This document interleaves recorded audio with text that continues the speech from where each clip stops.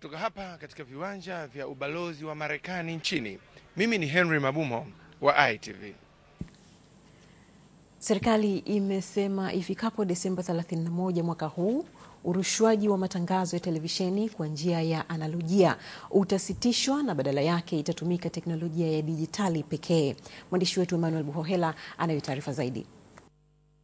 Zungumza na vyombo vya habari jijini Dar es Salaam, Waziri wa Mawasiliano, Sayansi na Teknolojia Profesa Makame Mbarawa amesema ifikapo Disemba 31 mwaka huu saa 6 kamili za usiku, zoezi la urushwaji wa matangazo ya televisheni kwa teknolojia ya analojia utasitishwa na kuhamia katika teknolojia ya utangazaji wa dijitali.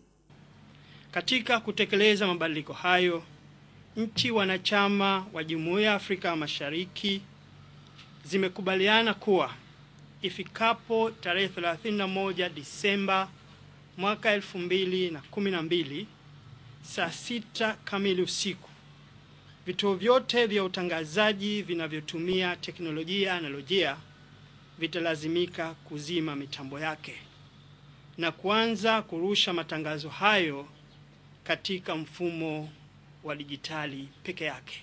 Hivyo, ninapenda kujulisha umma wa Tanzania kuhusu mabadiliko haya makubwa katika teknolojia ya utangazaji, na kwamba Tanzania kama ilivyo nchi nyingine inapaswa kuwa tayari ianze kutekeleza mabadiliko hayo.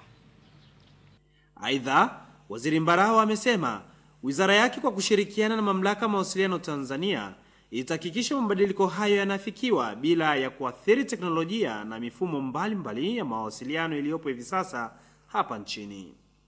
Kufuatia mabadiliko haya, natumia fursa hii kuwajulisha wananchi wote wa Tanzania na kuwahimiza kufanya maandalizi ya kukabiliana na mabadiliko hayo, hususan kutumia vifaa au tunaita vingamuzi vitakavyowezesha televisheni za analojia zinazotumika kwa sasa kupokea matangazo ya dijitali au kutumia televisheni za dijitali ambazo hupokea matangazo ya dijitali moja kwa moja.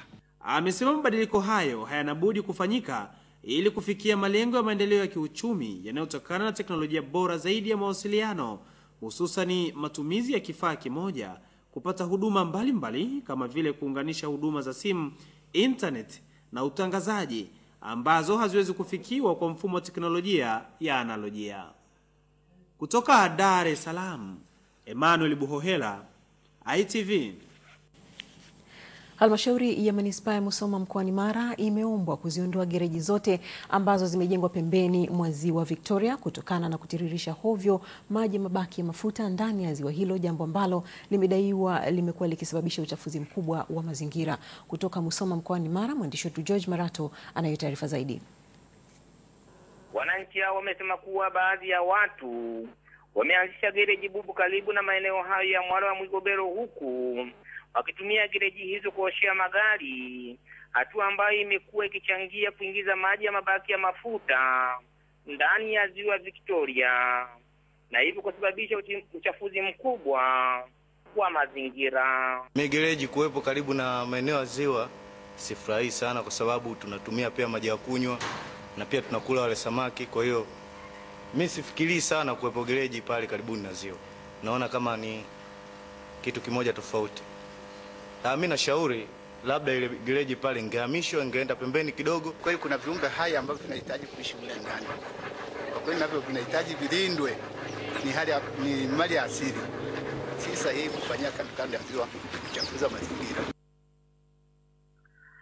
Hata hivyo, wananchi hao wamesema Manispaa ya Musoma inapaswa kulaumiwa kwa uchafuzi huo mkubwa wa mazingira kutokana na kufumbia macho swala hilo. Kwa hiyo mimi kwa ujumla sioni ni swala ambalo ni zuri.